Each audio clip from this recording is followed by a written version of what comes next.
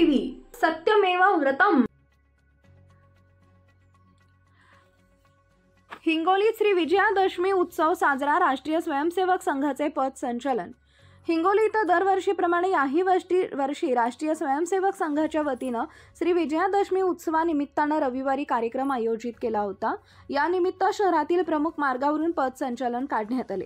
मंगळवारा बाजार भागातील स्वर्गीय गोपीनाथ मुंडे शेतकरी भवन येथून 6 ऑक्टोबर रोजी पथ संचलन करण्यात आले। हे पथ संचलन माहेश्वरी भवन, रुहाटिया भवन, जमादार विहीर, गोविंद खंडेलवाल, पहनवाल, बालाजी गल्ली, कपडा गल्ली, राजहंस नवदुर्गा, श्री त्रिशूल नवदुर्गा, महात्मा गांधी चौक, महावीर चौक, श्री विशाल नवदुर्गा, हरण चौक, गोदावरी हॉटेल समोरून शुधनुष्य चौक, पोळा मारुती मार्गे शेतकरी भवन मध्ये पोहोचले। या ठिकाणी संचलनाचा समारोप विषयामध्ये केला जातो, जेणेकरून आपल्याला पदविन्यास करताना ज्या 4 मोहऱ्यावर आपण अभ्यास केला तोच दंड या विषयामध्ये म्हणजे शस्त्र हातात घेऊन आपल्याला करता येतो, जेणेकरून शत्रूला देखील आपल्याला या दंड या विषयामध्ये स्वतःचं संरक्षण करणं हा एक भाग त्याच्यामध्ये आहे। आणि सगळ्यांनी मिळून करत असताना सगळ्यांचा समन्वय राहणं, सगळ्यांनी मिळून एक समतेने एक नेतृत्व गुणाचाही विकास होतो। खिलाडूतेची जोपासनाही समतेतून करता येते। सामूहिक समतेतून आपल्याला एक संस्कार मिळतो।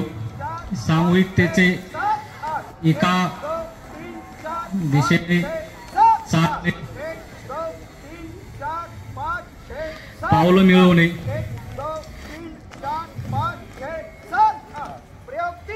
व्यक्ती विकास पण या सामूहिक समतेतून होत असतो।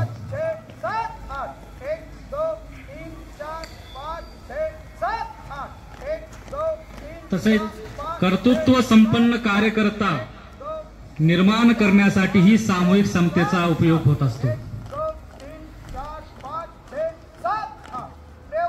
विविध गुणांचाही उपयोग या सामूहिक समतेच्या मार्फत होत असतो।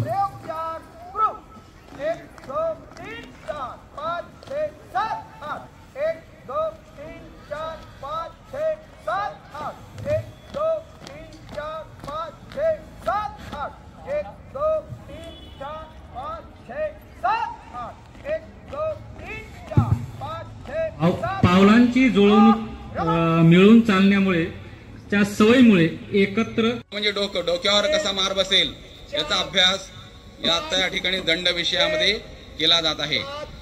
हा जो शिरोमार आहे हा बरोबर डोक्यावर लागतो।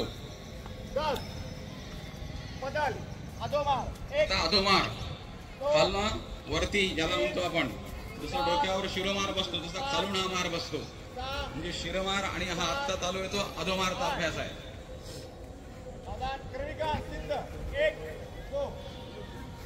या ठिकाणी दंडाचे जे क्रमिका आहे, पुढे जाणे, दंड हातात, शस्त्र हातात घेऊन आणि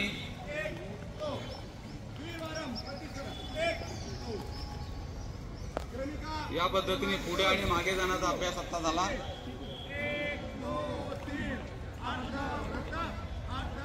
शस्त्र हातात घेऊन समोर मागे पुढे या पद्धतीने आपल्याला या दंड विषयाचा अभ्यास हा या ठिकाणी केला जात आहे।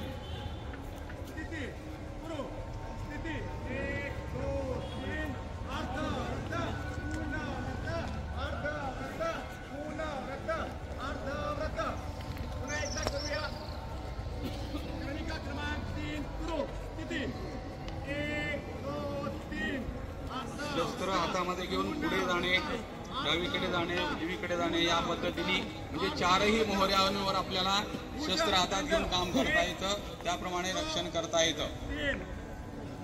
यानंतर या ठिकाणी जे